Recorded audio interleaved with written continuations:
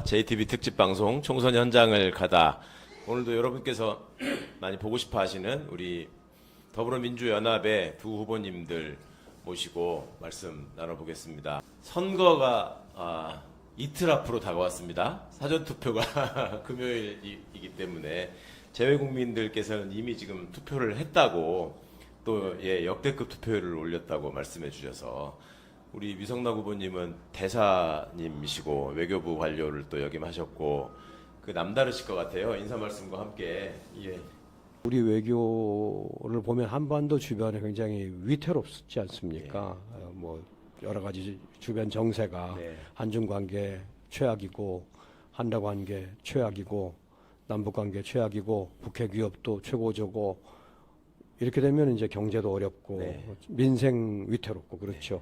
그런 거를 좀 고쳐야 된다는 생각에서 저도 이렇게 나오게 되었습니다. 후보님 대사를 지내신 데가 러시아였죠? 네, 러시아였습니다. 지내신 데가요? 네. 네. 그 관련해서 궁금해하신 점 많을 텐데 또 여쭤보기로 하고요. 예전부터 이제 우리 위성락 후보님 많이 그 성함 들어보셨을 겁니다. 이 한반도 평화 문제에 관해서 또 현장에서 또 이론적으로 지난번 또 대선에서도 우리 또 많은 공약 개발에도 기여하고 해주셨는데 후보님 지금 무엇보다도 이 정부가 출범한 이후에 한반도를 둘러싼 안보 상황 이거를 걱정하시는 분들이 정말 많잖아요. 그리고 국격의 추락 이런 것 때문에 정말 이번에 이제 재외교포 투표율이 뭐 사상 최대 뭐 지난번에 비교해서 3배가 넘는 65%를 기록했다. 이게 지금 다들 심상치 않은 징조로 저는 보이는데 어떻게 보세요, 전문가로서 후보님은? 제가 전문가 저기 입장에서 들어볼 때 지금 우리 최 의원님께서 두 가지의 핵심적인 쟁점을 지적하셨어요. 전문적으로 지적하셨습니다. 우선 한반도 안보 위기 상황이라는 것과 국격의 추락이라는 걸 말씀하셨는데 둘 다가 지금 우리한테 닥친 문제라서 저는 아마 재외국민께서 투표를 많이 참여하시는 것도 그런 데에 기인한 거라고 생각합니다. 고국에 대한 걱정, 그다음에 고국의 국격이 추락되는 것에 대한 또 어떤 느낌, 그것 때문에 많이들 참여하면서 바꿔보려고 하는 것 같은데요. 먼저 한반도 위기 상황에 대해서 말하면 지금 정부가 2년간 해온 것을 보자면 그 성과는 극과 극입니다. 미국과 관계를 튼튼히 했다. 일본과 관계도 개선했다는 것을 평가할 수는 있습니다. 그러나 우리는 4강에 둘러싸이고 분단된 나라이기 때문에 한쪽과의 관계가 좋은 것으로 끝나진 않습니다. 복잡 미묘한 구도 속에 있으니까 한쪽과 관계가 좋으면 다른 쪽하고 관계가 어려워질 수 있는 구조적인 문제가 있거든요. 그러니까 한 곳을 잘하는 게 능사가 아니고 다른 곳도 다 잘 관리하는 것 또한 중요한 일인데 지금은 다른 쪽에 대한 대처는 아예 없습니다. 없다 보니 우리가 미국, 일본하고 관계 개선한 것에 대한 반작용으로 중국이 반발하고 러시아가 반발하고 북한이 대결하고 그래서 전체적인 구도를 다시 보면 위태롭게 된 거죠. 아까도 제가 모두에 말씀드렸지만 한중 관계, 한러 관계, 남북 관계가 지금 최악입니다. 그렇게 되면 어떻게 되느냐면 우리가 가지고 있는 중요한 외교 아젠다라고 할 수 있는 한반도에서의 비핵화 안 되게 됩니다. 중국, 러시아가 방해하는데 되게 어렵습니다. 중국, 러시아가 북한 핵 문제 역성 들어주고 편 들어주고 제재를 회피할 길을 마련해주면 방법이 어렵게 되죠. 그다음에 한반도에서의 평화 정착, 이것도 우리의 중요한 아젠다인데 또 추구할 길이 막히게 됩니다. 그리고 궁극적으로 한반도의 통일 또 막히게 됩니다. 그러한 우리 중요한 외교 아젠다가 막히는 상황을 보고 있어서는 안 됩니다. 어떻게 개선을 해야 되는 것인데 이 위태로운 상황이 지금 국민들을 불안하게 하는 거고요. 심지어는 잠깐만 중간에 하나 여쭤볼 게 있는데 외교관 생활을 몇 년도에 시작하셨죠? 저는 79년에 시작했습니다. 와, 그러면 박정희 정권 때부터 하신 건데 그때 이후로 지금 이렇게 돼 있는 이렇게 지금 소위 미국 일본도의 어떤 일종의 지금 구려외교로 받아들이는 국민들도 많이 계시는데 이렇게 중국 러시아를 적대시하면서 이런 구도로 지금 온 게 민주화 이후에 지금 우리 외교사에 있었던 상황입니까? 어떻습니까? 지금 상황은요. 냉정히 말해도 6.25 이래 가장 위태롭다고 6.25 이래요. 해도 과언이 아닙니다. 6.25라는 건 전쟁이기 때문에 그렇죠. 위태로웠던 거고요. 예. 가장 위태로웠고 그 와. 다음으로는 지금처럼 위태로운 때는 없습니다. 아. 왜냐하면 야. 물론 박정희 정권 때, 뭐 전두환 정권 때 남북 대결이 굉장히 심했지만 그렇죠. 예. 그때는 냉전 시대이기 때문에 우리가 냉전이라고 하는 어떤 금을 그어놓은 우리 쪽, 네. 서방 쪽 안에서 미국의 구도하에 네네. 이게 안전하게 지낼 수 있었어요. 네네. 그동안 금이 그어져 있으니까. 그렇죠. 예. 그러나 장벽이 무너진 다음에는 무너진 다음에는 우리가 서방, 동방하고 관계를 다 맺었으니까 예. 그때부터는 우리가 좀 꾸려가야 되는 거죠. 그러니까요. 중국, 러시아하고 그때는 관계가 없었거든요. 네네. 없었을 때는 좋고 나쁘고 없습니다. 네. 나쁜 거죠. 네. 없으니까. 근데 중국, 러시아하고 우리가 90년대부터 관계를 맺어서 소위 북방 정책으로 수교한 예, 이후에는 예, 네. 탈냉전을 꾸려왔는데 네. 수십 년을 그때 이래 지금같이 나쁜 데는 없다는 거죠. 한중 관계 수교 이래 최악. 그러니까요. 저는 사실 북방외교 주무사무관이었어요. 아, 시작을 예, 네. 와. 소련하고 수교하는 일을 맡아보았습니다. 네. 사실 제가 소련하고 수교하는 일에 젊은 시절을 보냈기 때문에 예. 각별한 소회가 있는데 그런 입장에서 지금 한러 관계가 이렇게 된 것을 보는 심정은 아주 착잡합니다. 진짜 이거 그러시겠네요. 보고 네, 있기는 네. 어렵다. 네. 뭔가 새롭게 접근해야 된다. 그런 그만큼 위태로운 상황이라는 얘기고요.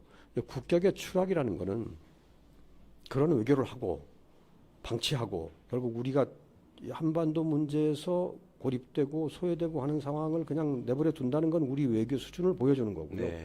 그런 와중에 아까 말한 이종석 호주대사 문제 이런 걸 하는 걸 보면 이게 이대로 붙을 수는 없다는 생각이 또 드는 거죠. 예, 예. 그렇습니다. 한 가지만 더 여쭤볼게요. 그 우크라이나 네. 전쟁 관련해서 제가 후보님 대선 때 이렇게 선대위에서 뵐 때 그때 막 전쟁이 발발해가지고 그 문제를 어떻게 바라보고 대처할 것인가 또 의견도 주시고 토론했던 기억이 있는데 네. 우크라이나 문제와 관련해서 지금 대통령이 일종의 이제 그 전쟁 물자 지원 뭐 이런 걸 포함해서 네. 상당히 공개적으로 우크라이나를 그 지지하는 그 네. 입장을 계속 표명하고 있지 않습니까? 네. 이게 우리나라 정도의 이 수준이 되는 국가에서 제가 보기에는 흔치 않아 보이던데 네. 있나요? 혹시 이런 태도를 취하고 있는 나라가? 이제 그리고 처음부터 얘기를 풀어보자면 예. 우크라이나 전쟁이 난 것은 이제 러시아가 공세를 취했기 그렇죠. 때문이지 침략이죠. 않습니까? 네. 침략이죠. 네. 그러니까 이제 국제법이나 뭐 여러 가지 관련 조약이나에 대한 위배 사항이기 때문에 국제사회가 거기에 대해서 이제 징벌적인 네. 태도를 취하는 것이고 한국이 국제사회에 책임 있는 일원이고 또 미국의 동맹국이고 서방의 일원이고 하기 때문에 그런 흐름 속에 동참하는 것은 자연스러운 일이 예. 됩니다. 그러나 모든 나라가 외교 문제를 OX 문제로 풀지는 않거든요. 이제 그렇게 참여를 하면서도 자기가 가지고 있는 독특한 지정학적인 이해가 있다거나 자기가 풀어야 될 또 나름의 외교 안보 아젠다가 있다면 그걸 감안하여서 적절한 스탠스를 취하고 그러니까요. 또 필요하면 보완책도 강구를 합니다. 근데 이제 우리의 문제는 이 어디가 적정점인지에 대한 고심이 별로 없이 그냥 따라하는 것이 눈에 보이고요. 그러다 보니까 그냥 따라하는 거죠. 따라하는 거긴 합니까? 네, 예. 네. 근데 우리가 그런 속에서도 예. 우리의 좌표를 생각하고 우리의 국익을 생각해서 어떤 적정한 점을 취해야 하고요. 그리고 우리 나름의 외교 안보 아젠다를 풀어가기 위해서는 러시아와의 관계를 끝없이 악화시켜서는 아니 되므로 네. 러시아 관계를 어떻게 하겠다는 방향을 내놔야 하는데 지금 2년이 되었지만 대러 정책은 보이지 않고 예. 또 중국도 유사한 건데 또 역시 거기도 보이지 않고 그래서 지금 우리가 어려운 상황에 있다고 생각합니다. 네. 네. 전쟁 발발 가능성을 걱정하시는 시민들이 진짜 많거든요. 네, 네, 예. 네. 후보님 어떻게 보세요? 네. 한반도의 전쟁 발발 가능성. 일반인들도 그런 걱정을 하고요. 예, 진짜 또 심각하게 걱정하십니다. 미국의 전문가 중에서도 이제 그런 주장과 글을 쓴 네. 사람도 있습니다. 그만큼 이제 위태로운 정도가 좀 심해졌다는 네. 거고, 근데 그것에 대해서 강성 일변도로만 대처를 하니까 계속 후전적인 발언을 또 대통령이 그렇게 나서서 대처를 하는 하니까 이러다가 뭐 일이 나는 게 아니냐는 네. 걱정을 할 법하죠. 네. 할 법하죠. 그래서 사실 외교라고 하는 것은 전쟁을 막으면서 어떻게든 이익의 접점을 찾아서 예. 이제 평화를 유지하고 국익을 극대화하는 과정인데 지금 하고 있는 것은 대결 일변도입니다. 네. 위험하죠. 그리고 특히 걱정스러운 것은 강성 레토릭입니다. 발언이죠. 발언 수위가 자극적인 발언. 자극적인 발언. 네. 근데 대통령 말씀도 그런 경우가 많고요. 또 걱정은 참모들도 또 그런 분이 많아요. 사실 그게 뭐 어떤 정치적인 발언이 있더라도 참모들이 김태호, 신원식 이런 분들 또 통일부 장관까지 나서서 얘기하는 거 보면 강성인데, 그러니까 미국에 전에 봤던 네오콘과 좀 유사하다고 할 수 있습니다. 네오콘의 관점은 이제 세계를 양분해서 보는 거고. 이렇게 이분법적으로 보는 거죠. 소위 악의 축을 지목하듯이 그런 거죠. 그렇다 보면 사실은 외교가 경직됩니다. 네. 경직된 외교라는 게 위험할 수 있는 거죠. 근데 한국처럼 4강에 둘러싸이고 4강 간의 역학 때문에 분단되고 분단된 결과로 남북이 대치 상태. 플러스 거기에 북한이 핵과 미사일까지 개발해 가지고 도발적인 태도를 취하는 이런 전 세계에서 유례 없이 복잡한 지정학 속에 있습니다. 근데 그런 나라의 외교라는 것은 아주 세심하고 정교하고 전술적이고 전략적이어야 하는데 그거를 비교적 단순하게 미국하고의 관계 강화는 필요하지만 옆도 뒤도 안 보고 그 길로만 가면 그리고 그로부터 생겨나는 어떤 후과를 핸들링할 수 있는 방략이 없으면 지금 이렇게 되는 것이죠. 그러니까 전체적으로 지금 무능한데 아까 이제 우리 허 후보님 말씀에 수도권이 모든 걸 빨아들이고 있다라는 말씀을 하셨잖아요. 국제적으로도 보면 이 정부의 지금 외교 정책이라는 게 과연 있는가? 그냥 미국 일변도로 빨려 들어가는 거 외에 그러니까 국민들께서 사실은 초반에 벌어졌던 그 대일 구록 외고 때문에 지금 민족적 자존심에 손상을 입었다라고 말씀하신 분들이 많았잖아요. 근데 엊그제 본인이 담화를 하면서 얘기하는 걸 보면 그 50여 분의 시간 속에서 자화자찬을 좀 하지 않습니까? 근데 한일 관계를 정상화시켰다. 한미일 동맹 관계가 복원됐다. 뭐 이런 식의 표현을 하더라고요. 그리고 업적처럼 얘기하던데. 그러니까 한 측면만 보면은 그 말에 뭐 약간의 일리가 있을 수 있죠. 좋아진 거니까. 좋아졌습니까, 근데 실제로? 그러니까 무시당하고 있는 거 아닙니까? 한미 관계는 좋아진 거고 한일 관계 개선한 것도 맞아요. 저는 그거를 부인하고 싶진 않아요. 문제는 결말은 한일 관계 얘기를 더 하면 결과는 그게 맞지만 그 결과로 가는 도정이 저는 굉장히 흠결이 많다고 생각해요. 무슨 얘기냐면 한일 관계는 주로 핵심이 징용 문제였지 않습니까? 징용 문제는 대법원이 판결을 내림으로써 이제 시작이 된 거죠. 대법원 판결은 사실은 엄청나게 획기적인 판결입니다. 법리상으로도. 그럼요. 그리고 국제법적으로도 획기적인 판결이에요. 그게 다른 나라들이 받아들이지 않으려고 하는 영역을 넘어가서 우리가 받아들였기 때문에 가령 식민지 지배에 대한 법적 판단 이런 것들은 국제법적으로 획기적인 겁니다. 그리고 국내에서는 그것이 아주 인기 있었어요. 우리나라의 내셔널리스틱한 기념비적인 판결이죠. 네. 그러나 그것을 그대로 적용하면 일본하고 관계는 이제 문제가 생길 수밖에 없는 약간 좀 어찌 보면 이게 양날의 칼, 약간 딜레마적인 그런 거죠. 이 속에 역대 정부가 있었어요. 그래서 이걸 풀긴 풀어야 합니다. 근데 난제예요. 무슨 일도 양단할 수 없어요. 그렇습니다. 상권 분립이 있고 있는 상권 민주주의 분립도 국가에서 있고, 대법원 판결을 무시하는 여론도 있고 피해자도 있고 굉장히 복잡한 문제입니다. 근데 이거를 정부 혼자 일도 양단식으로 했어요. 그렇죠. 사실 거기로 가려면 대법원 판결이 전국을 흔들었던 것처럼 전국을 흔드는 수준의 폴리티컬 프로세스가 저는 있어야 된다고 생각합니다. 그 중에 하나가 제가 이제 제안도 했던 건데 여야 보수 진보 전부를 망라하는 아주 거물급 인사들로 어떤 현인 회의를 구성해서 그분들에게 해법을 의뢰하자. 정부가 해법을 내지 말고 정부는 그걸 따라가겠다고 하고 의뢰하면 그분들이 보수적인 가치, 진보적인 가치, 피해자의 이해관계, 장기적인 국익, 단기적인 국익, 뭐 한일 감정 다 종합해서 공론을 모으자. 그런 과정이 저는 1년이고 1년 반이고 있었어야 된다고 생각합니다. 그러고서 거기서 나온 결론이 가령 3자 변제일 수도 있고 예. 아니면 국제사법재판소에 갈 수도 있고 예. 여러 가지 있을 수 있습니다.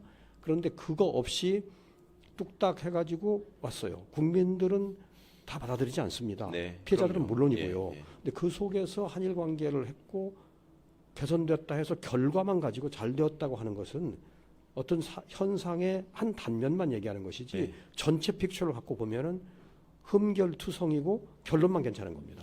문제는 이게 지속 가능하냐는 거죠. 아, 그렇죠. 예, 예. 국민들 정서가 계속 이러면 이 불씨가 살아 있는 겁니다. 그러니까 일본의 한국 전문가들도 저게 지속되겠냐. 네, 대통령 네. 바뀌면 금방 또 달라질 텐데 네. 이렇게 얘기한다던데. 저는 솔직히 이게 지속 가능하지 않기를 바라는 마음은 아니에요. 네. 나라 사이의 관계나 나라 사이의 합의는 그것이 좀 흠결이 있더라도 일단 합의를 했으면 네. 신뢰를 위하여 지켜가는 게 맞다고 보기 때문에 이게 흔들리지 않기를 바라지만 그건 바람일 뿐이고 네. 흔들리지 않도록 조치를 해야 되지 않냐는 네. 거죠. 지금이라도 소통하고 대화해야 되는데 사실 정부가 들어와서 2년 동안 외교는 물론이고 국정 전반에 대해서 야당하고 일절 소통을 안 하잖아요. 그렇습니다. 예. 그런 정부가 없지 않습니까? 예. 외교도 소통 일절 없이 혼자서 여기까지 왔어요. 네. 그게 낳는 폐해가 미온한 지지, 여전히 불만, 대법원 판결은 또 여전히 나오고 있고 그렇죠. 이런 아주 좀 혼란스러운 상황을 엊그제 야기했다고 보면 봅니다. 굉장히 무모한 사명감에 불타고 있다는 느낌을 받았습니다. 그러니까 욕을 먹을 망정 나는 그냥 해치고 나가는 사람이다. 근데 그게 그렇게 할 일이 있고 외교 문제라는 게 얼마나 그렇습니다. 복잡하고 어려운 일인데 네. 특히 한국의 지정학적 위치에서 네. 더더욱이 외교 문제를 그렇게 다루면 안 되고요. 그래서 좀 국내적인 소통을 더 하면서 여론을 모아야 하고 또 그것을 기초로 일본에다가도 네. 지금보다 좀 더 이렇게 호응적인 액션이 있도록 예. 그러니까 뭐라 할까 이렇게 일본이 부응하는 모습을 좀 보이도록 해야 하는데 네. 그거를 견인하지 못했습니다. 그렇습니다. 그냥 전혀 얻어낸 건 없이 없습니다. 네. 그러니까 그렇게 되면 국민 여론을 끌고 가기가 어려운 거죠. 그러니까 참 참혹한 상황입니다. 심지어 일본에서 저기 나올 때 야, 이 사람 있을 때 이제 독도 문제까지 해결하자 뭐 이런 얘기가 바로 이어지는 걸 보고 정말 황당하게 느끼는 국민들이 많으셨는데 지금 외교 정책의 문제도 그런 거잖아요. 그러니까 과거를 성찰하지 못하고 현재를 망가뜨리면서 미래까지 지금 훼손하는 정책. 이걸 정책이라고 표현해야 될지 모르겠습니다만은 예, 마이크 좀 가깝게 써주시고요.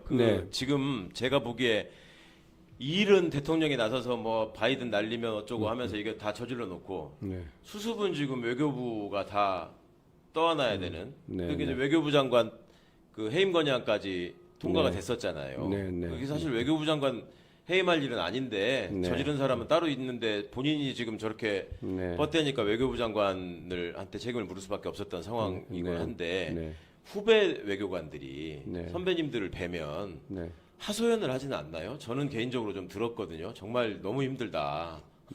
어떠셨어요? 네, 뭐 제가 듣는 것도 있긴 있습니다. 제가 방송이라 다 소개는 못 하겠지만 사기도 높지 않고 너무 힘들어하더라고요. 힘들어하고 그렇습니다. 근데 사실 외교부나 외교관의 사기를 떨어뜨리면 국익을 추구하는데 지장이 오는 건 사실이죠. 외교부나 외교관은 해외에 나가서 우리를 대표하고 우리 국익을 수호하는 천병들인데 거기도 너무 정치화되고 휘둘리게 되면 결국 손해 보는 건 국익이고 국민입니다. 사실 제가 현직에 있을 때나 그만둔 후에나 항상 관심 갖는 것이 우리 외교를 좀 선진화해야 된다. 외교의 후진성을 탈피해야 된다는 건데요.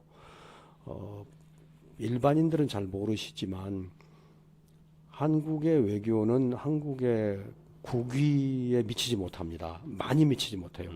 우리의 국위는 위상에 우리 국위는 경제력 중심으로 보면 세계 10위권이지 않습니까? 11, 12 뭐 그 정도 되는 나라인데 경제력은 그렇고요. 우리가 축구는 어느 만큼 합니까? 한 30위 전후 뭐 이렇게 20몇 위 뭐 이렇게 되죠. 그렇게 부끄러운 수준은 아닙니다. 상황까지도 갔고요. 뭐 그래도 전 세계에서 우리가 20위권으로 알아주는 나라죠. 저는 외교는 그보다 훨씬 아래라고 생각합니다.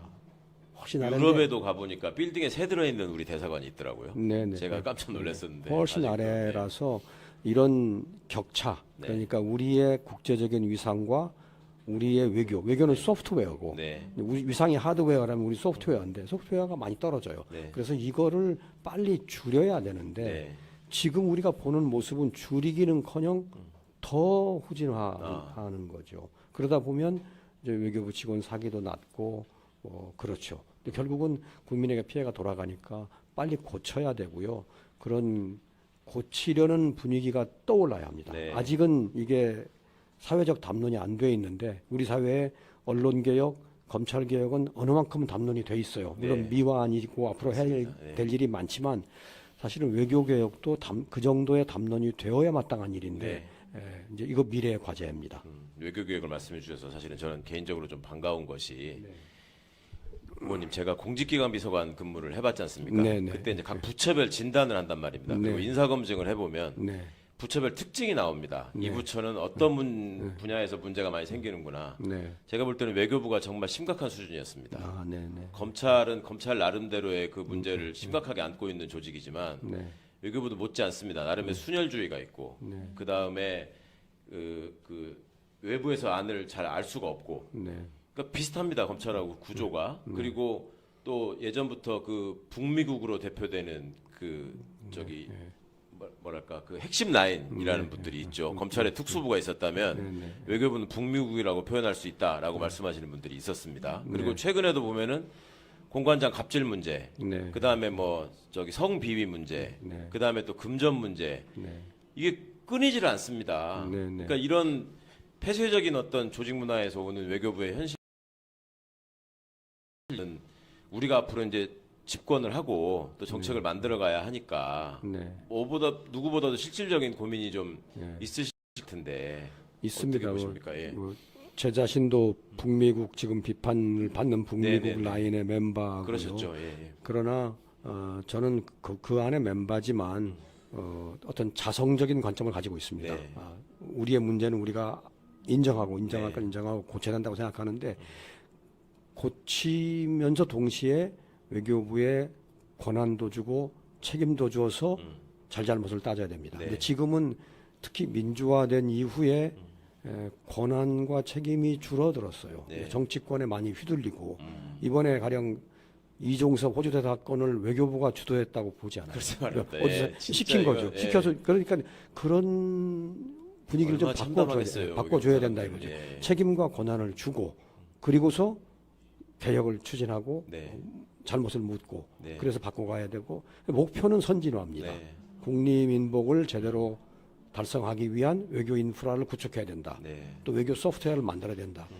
큰 과제인데 어떤 저는 만약에 기회가 주어져서 국회에 가게 되면 그런 방향으로도 노력을 하고 예. 또 정치권의 여러분들하고도 지혜를 모으겠습니다. 그러니까 많은 분들이 후보님께 많은 기대를 하면서도 네. 또 외람되지만 걱정하는 분들도 많아요. 네. 그러니까 후보님, 그러니까 외교안보 분야가 어찌 보면 민주당 민주 진영의 취약 지역이었거든요, 계속. 네. 그런데 이제 그쪽 출신 후보님들이 오셔가지고 뭔가 뚜렷한 성과를 보인 경우가 많지 않았다. 네, 네. 그래서 이제 지난 21대 때 김병주 의원이 많은 분들의 이렇게 박수를 받고 했는데 네. 후보님께서도 많은 시민들이 지금 주목하고 계시기 때문에 훨씬 더 뭐랄까 그 부담감도 느끼실 것 같고 그렇습니다. 또 결과를 보여주셔야 될 게 또 많을 것 같아서 그렇게 느끼고 있습니다. 네네 뭐 우리 후보님 말씀이나 이 눈빛을 보시면 느끼고 계시는 책임감이나 이런 것들이 많이 전달됐을 것 같아서요. 민주개혁 진영의 외교는 네. 지금 이 사람들이 이 망가뜨린 현실을 네. 어떻게 극복하고 네. 어떻게 미래지향적인 설계를 통해서 네. 국민들의 불안감을 덜어드리겠다라는 네. 그런 좀 어떤 희망을 좀 주셔야 될 것 같아요. 네, 그리고 네. 정말 자존심이 많이 상해 계시는 우리 재외 네. 동포분들께도 네. 좀 위로와 네. 네. 격려의 말씀을 좀 부탁드립니다. 예. 네.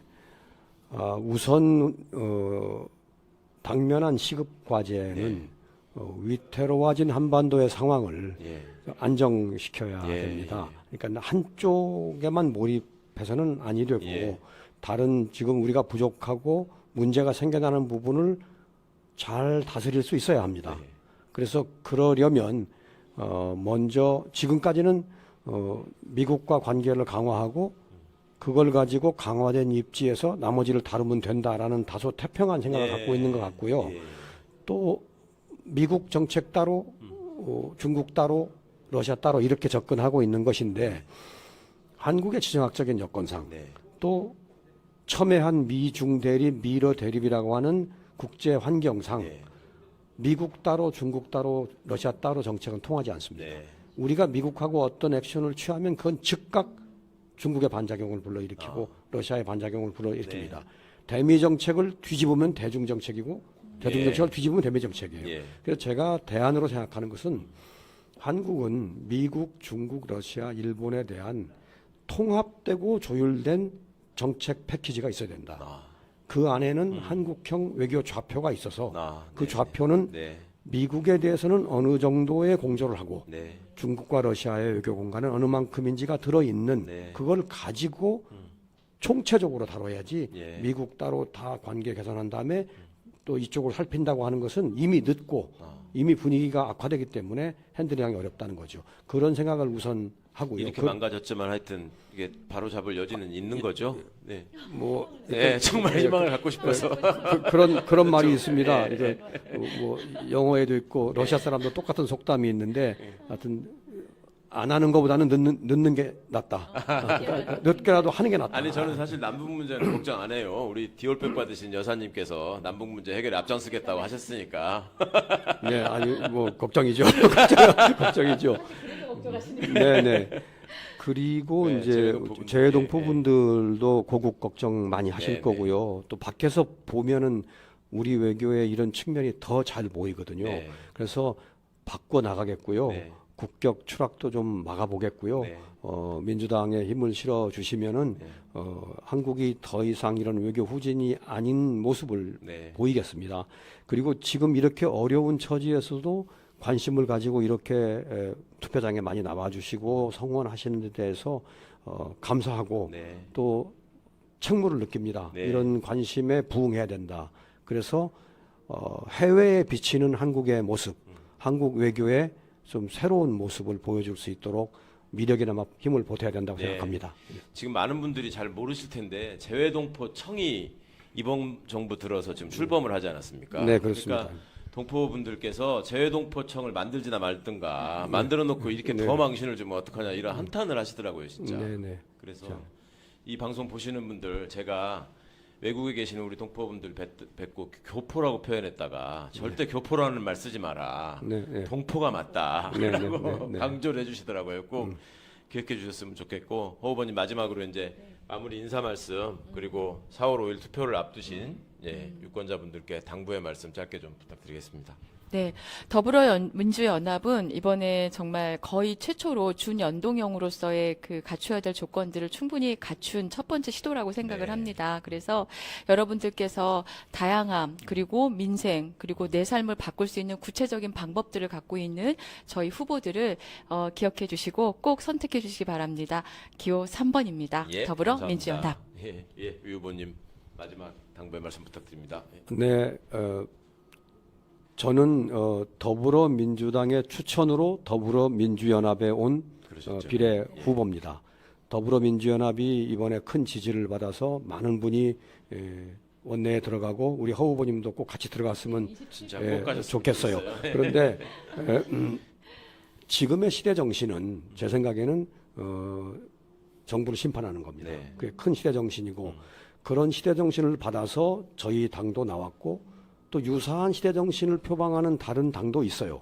그런데 좀 저희가 또 다른 점은 저희는 연대한 그러니까 원내의 제일 다수당과 연대하에 있고 또 다른 시민사회단체들이 모여서 만든 거대한 연대이기 때문에 우선 원내에 들어가게 되면 힘이 더 있고요. 그다음에 다양한 전문가들이 모여 있기 때문에 국정 전반에 대해서 정권 심판만이 아니고 대안도 낼 수 있는 역량이 있습니다. 이해도와 실천력까지 다 갖추신 것 같아요. 그렇습니다. 힘과 역량이 있기 때문에 저희를 통하여 일을 하는 것이 궁극적으로 성과를 내는데 좋다. 그래서 저는 더불어민주에 몰빵해 주십시오. 이렇게 말씀드립니다. 야, 우리 마지막으로 유 후보님께서 더불어민주에 몰빵해 주십시오 하는 말씀을 주셨습니다. 여러분 어떻게 들으셨는지 모르겠습니다.